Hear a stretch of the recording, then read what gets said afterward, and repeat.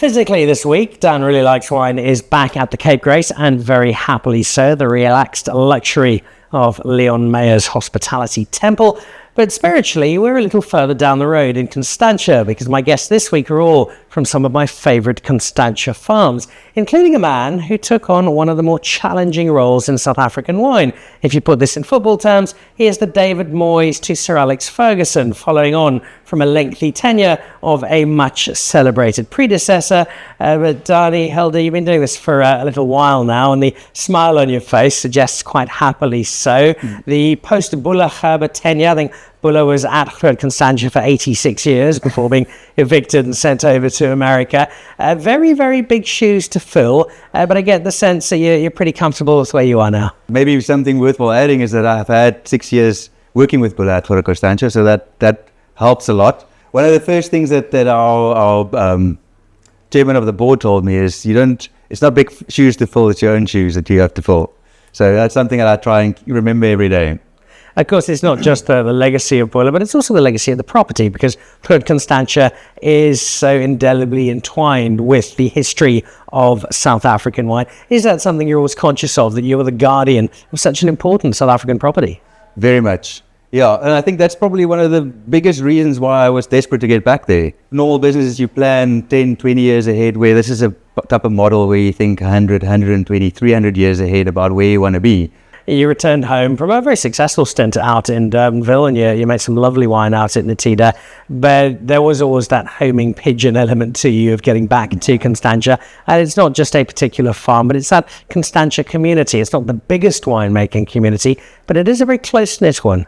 Very much, yeah. We 8 winemakers in the valley, and it's the type of group that you can go with any challenges you have during your day. And you go to the group and say, this is my problems, this is the things, and someone will pipe up and say, well, I've had this problem 10 years ago, and this is how I dealt with it. So you only have 30 vintages that you can do, 40 maybe, and it helps to have other people that just collaborates a little bit and make your job a little bit easier with someone else that experienced a similar problem before. It also helps you to shape the identity of where you are in the wine that you're producing, and you're certainly not carbon copies of each other, but there are certain golden threads that run through the Constantia Valley, and Sauvignon Blanc is certainly one of them. You spent a lot of time in Durbanville as well, so you've got an understanding of 2 of our premium Sauvignon Blanc areas. What is the stamp that Constantia gives on Sauvignon Blanc that makes it such a great place for the grape?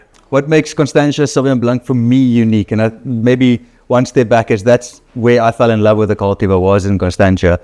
In my opinion, Constantia is probably the coldest growing area that we've got in South Africa. And I always differentiate the different areas in Constantia as well. You can definitely see a big grouping between us and Klein Constantia and Buitenverwachting. That's part of the original farm. There's definitely a golden thread running through those. On your question, so last week I sat with all 8 Sauvies from 2024 in front of me, and it was such a privilege to taste all of them next to each other and see the common thread going in between the wines. This here is the 2024. I'm a big advocate of trying to give Sauvignon Blanc just another year or 2 to settle in, but already the freshness is complemented by a sense that it is starting to settle in. What's great about this vintage? What's great about this wine for you? So my first vintage back, and it's one of the first times I was able to do exactly what I wanted to do with the Sauvignon Blanc. I think my previous stint was under leadership of Bulla. So picking dates for me is always one of the most important things that I think it's probably the most important decision that I can make as a winemaker. And then the next step is where I start blending the different components together. So yeah, we try and keep all the components separate as far as possible, and then only towards the end starts blending. And what makes this wine a little bit special for me is, and I think most of my Sauvies I've always added 10% Semillon back into the wine just to help that mid palate. And what I wanted to say earlier as well is I 100% agree with you. Like we just released this 2024, I think in January. So it is a year after vintage. That is where we try and first only start drinking our Sauvies. And that I think differentiates Constantia Sauvignon Blanc from the rest of South Africa, is you want to drink them 2 to 3 years down the line. you've spoiled me here, because you brought along not just one of your marquee wines, but from a marquee vintage as well. The Governor's Reserve 2015. It's a blend I've had much of, and very happy to be having it again now. The conditions that give great Sauvignon Blanc are not always immediately apparent as the conditions that should lead to a big red wine and the style of red wine, and yet you find yourself in a space where you're able to deliver both. Explain that conundrum. So the difference between us and, I want to say, Buitenverwacht and Klein Constantia is we've got some northern-facing slopes. So about 70% of our production is red wine, so quite a lot more focused on the red wine side due to these slopes.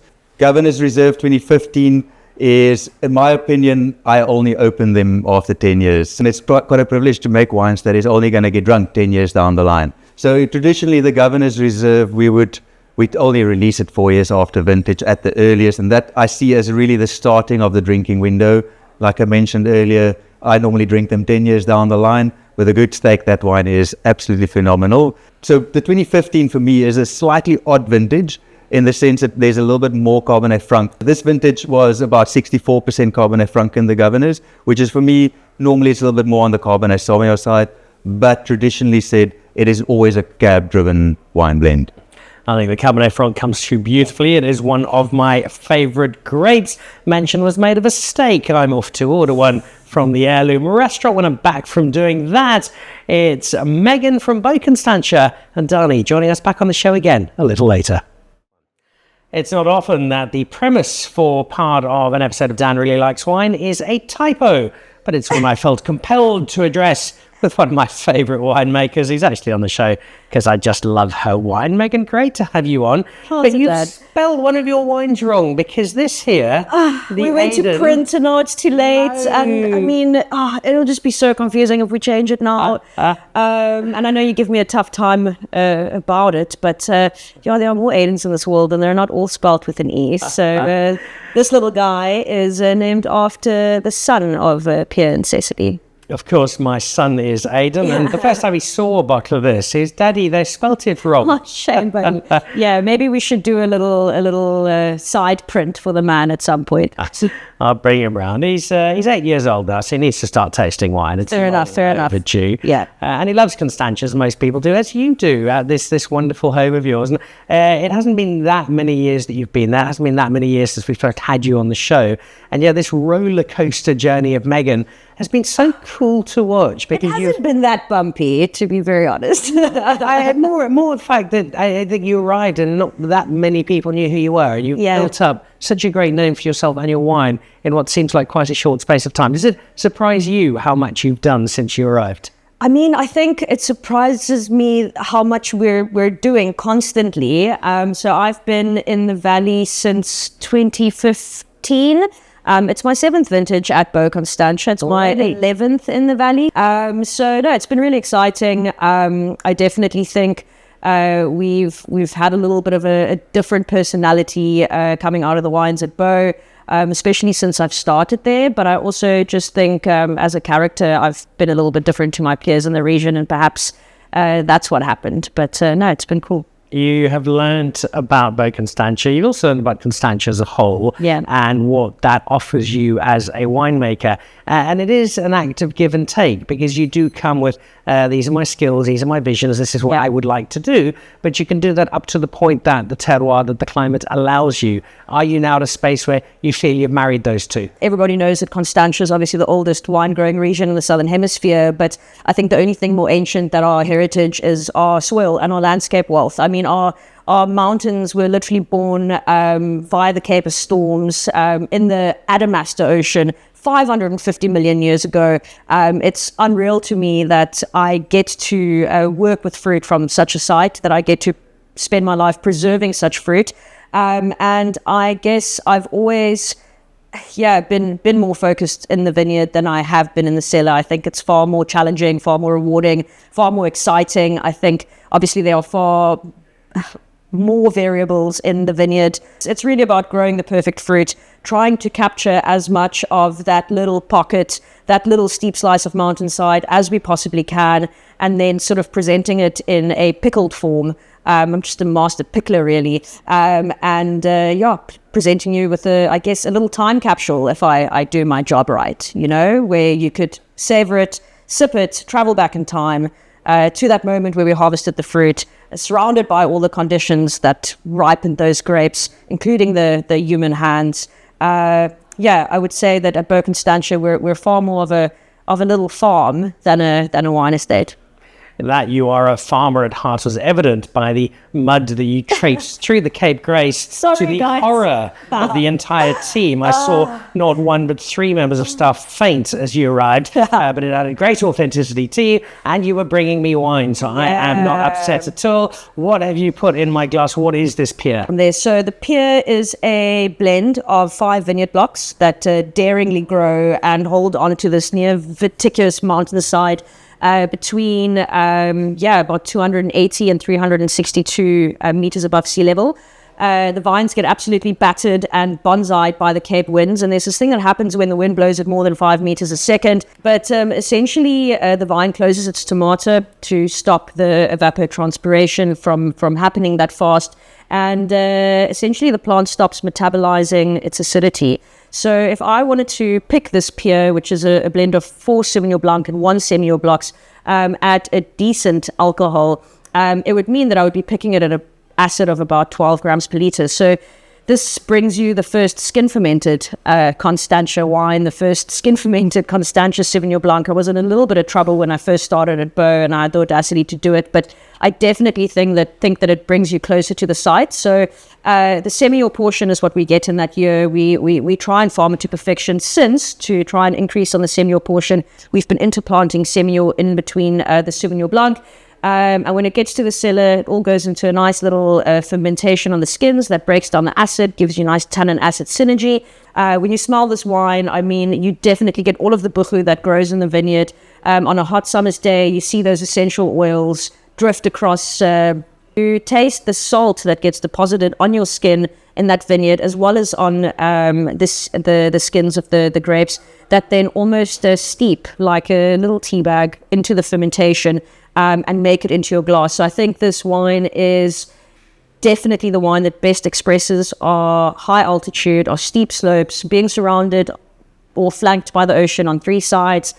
It's also named after our owner, and I'm very lucky for that, because we only get about 0.4 tons a hectare out of this little pocket. And I think that if it wasn't named after him, we would have culled the block long ago. So it's definitely the most challenging, the most rewarding. It is matured in a combination of clay amphora, porcelain as well as terracotta, and then a little bit of salt and pepper from a portion of new oak.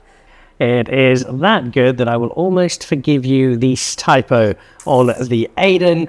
It is a signature of Megan, her 7th harvest. That means the 3rd one was done while she was finishing her matric exams. It is a terrific wine, and we'll have more of it and more of Megan a little later on. Next up, though, we head across and catch up with a newish man at Constantia Uitsig.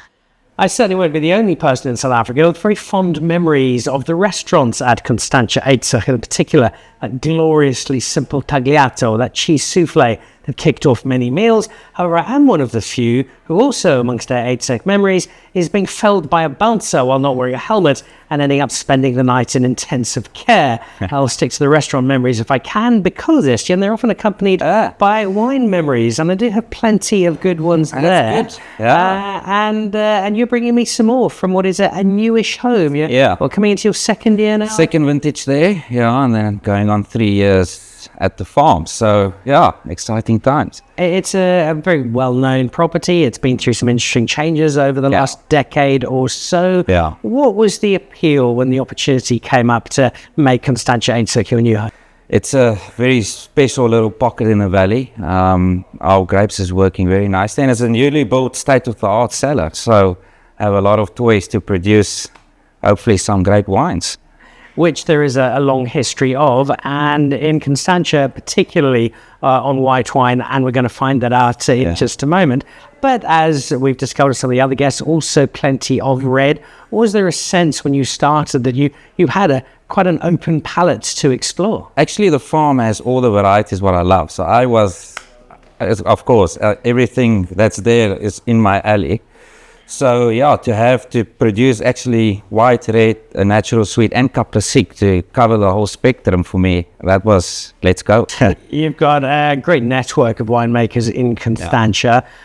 How quickly did you get added to the local WhatsApp group, taught the secret handshake, be made to feel you're part of the inner circle? Yeah, on my first day I was added to the groups, and the next week there was a tasting, so they made me feel very, very home, and I fitted in nicely with them, and I think we all have a similar style and vision for the valley and of the wines what we produce. You're in the middle of harvest as we speak. Yeah. I believe that harvest is linked to the Thomas Magnum look you're sporting at the moment. yeah.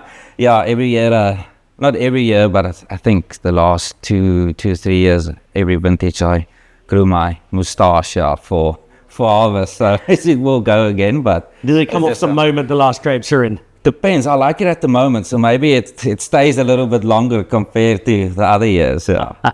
Let's try this wine. Sauvignon Blanc for Sauvignon Semillon blend is such a hallmark of Constantia. Yeah. What lends Constantia to making great Chardonnay? On our farm, Chardonnay works very well. We have very alluvial soils, very deep soils, and then a bit of clay at the bottom.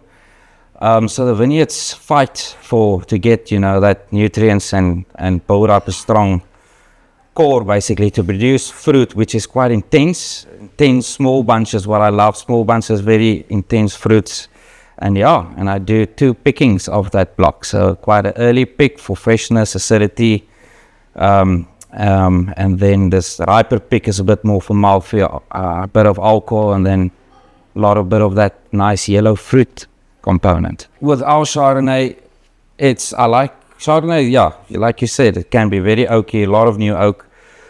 With this, I try to have a great balance between minerality, freshness, and oak. So on this, it's all natural ferment, so it's a long, slow ferment in barrel. My barrels are I use 300 liter barrels.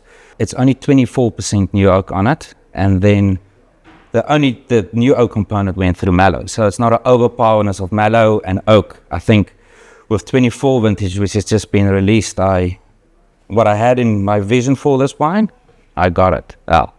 There's the very, very, very slightest hint of effervescence just on the tip of the tongue, which is a reminder that we are in a fairly new vintage. Yeah. Is this the kind of wine that in 10 years' time, as we're back at the Cape Grace together having a reunion brunch, is going to be in a glorious space? Yes, you can drink it now, but this wine will mature perfectly. My analysis, like more technical, I have a nice high acid and then a low pH. So this is still a baby. The story I didn't tell you was that when I played that cricket match, got hit on the head, got concussed, and ended up in hospital. 2 days later, my girlfriend of 2.5 years broke up with me. I didn't realize my ability to play the short ball was so important to our relationship. But she ended it. You are bringing back some great memories, adding some new ones as well to Uitsig. So thank you for that. And cheers. Cheers, yeah. And thank also, you. Estian, of course, forms part of this wonderful community in Constantia. So let's haul the other two back and pay tribute to one of South Africa's greatest and oldest wine communities. So this is Constantia royalty, really. All of the Constantia winemakers wanted to be on today's show. We picked our 3 favourites. But it is quite hard, Megan, to pick a favourite in Constantia to visit. Not hard, it's you and then the others, yes. But you've got all of these amazing places. If I think I can go down to Steenberg and there's a great golf course, a lovely bistro and the wines that Delunda's making. Or I can go up to Klein Constantia and the 86 Sauvignon Blancs that Matt is making this year, or hang out at any of these wonderful spaces. Do you spend as much time exploring, interacting with, being part of Constantia? Sometimes it's tough being away from the rest of the wine industry, but I also think it forces us to be closer, to share our knowledge. We need to reinvigorate First Harvest, our wine tasting group, but it's really good fun. we enjoy spending time with each other, challenging each other, learning from each other, and we all do it to, I guess, uphold and improve on the wines that we make in Constantia, as well as the ethics around how we farm. Danie, you're back in Constantia, but you know Constantia from a long way back. Buller is now gone, and every time I speak to him, he's putting on this terrible American accent. You've now settled into the space. Who is now the go-to person? Who's the veteran? Who's the one that everybody calls when there's a really tough issue in the valley? Who's the oldest? who's the wisest? I think that probably that goes to between Brad and Belinda. At the moment, they're the seniors. I don't see myself as a senior yet, luckily. Still collaborate quite a lot and bounce ideas of each other as a group. Yeah. More than just one specific person. What about some of your favourite spots to go and explore, to discover, to share with us about this? Constantia Glen, beautiful wines, beautiful farm, good restaurants also there. And yeah, I like it to chill there. So yeah. If we look at where Constantia's going, Danie, there's a big focus on the Sauvignon Semillon blend as a Constantia style. You're making and continue to make great Sauvignons, and we know there's some terrific reds as well. What else is still to come? What can Constantia look at and get even better at, or add to its existing bouquet? It's a very good question, and we obviously think about it ourselves quite a lot, is what is the idea? And for me, what I see as Constantia is definitely not just Sauvignon Blanc. There's a lot more to what we offer. But you mentioned the Semillon blend, that is normally you want to drink them a little bit older. So your aged great white wines, Sauvignon Blanc on the one side as well. And then please do not forget about the reds. I think there is amazing reds coming out of the valley. Do age them a little bit. There's three words that I always use to describe the whole of Constantia reds is finesse, ageability, and drinkability, and with a little bit of restraint. That's the other word I was looking for. And that is, for me, the best description I can find for any of our red wines. There's a little bit more you need to go back to find really what is sitting in the wine. I think the difficult thing about Constantia is that, we just time and time again realize that our wines are not to be released young. I think as winemakers, it's such a shame to release the wines as early as we do because the market demands it. But I really think that they only really open themselves up after a while. I mean, we're obviously super cool climate, which means we have this really long hang time to achieve proper phenological ripeness at manageable sugar levels with beautiful acidities and low pHs. And like we just discussed, I mean, we're just releasing our 2019 Ada now. It was my first vintage. It's 7 years ago. But I definitely think that we make invested wines at Constantia, and that they only really show their true colors after a couple of years in the bottle. So if you have one, hang on to it. Buy two, enjoy one now, and then see how it develops. Yeah. And make sure you email me to come and share it with you when you get to that particular point. Estian, just wrapping up, you're 2 vintages in, so this really cool community around you. My feeling from when I talk to you is that you're not just having a lot of fun with what you're doing, but you've really found this great wine family to be part of. Yeah. Like I said, we like you said, it's a big family, and there's always opinions, or you can ask opinions straightforward. So yeah, I'm loving it here. I feel like when I put my first foot in the cellar when Danie was still there, I felt home, It's just a cool community, and what we do in the valley, I'm still young, but what the rest do is pretty impressive. You're right. My only disappointment really is that, Danie, you don't have a moustache to match Estian's. I think that should be an absolute mandate for harvest season. It's just nice for all of us. I walked into the cellar this morning, samples, and I says, we're giving your age away. Yeah. When you're younger. Oh dear. One of the other elements of Constantia you guys won't know, although I didn't grow up in the Cape, I spent many holidays here, and my aunt and her family lived in Constantia, so I wasn't tasting as much wine then as I do now, but the memories are fond, and every time I share any of your wines, they come back very quickly and happily. So thank you to all three of you. Thank you. Thanks for sharing some Constantia magic. 3 terrific young winemakers, and I stress the word young because Danie's asked me to, giving us a collection of wine from a part of the world that isn't just steeped in history, but makes a lot more exciting stuff than you might always have given them credit for. Cheers.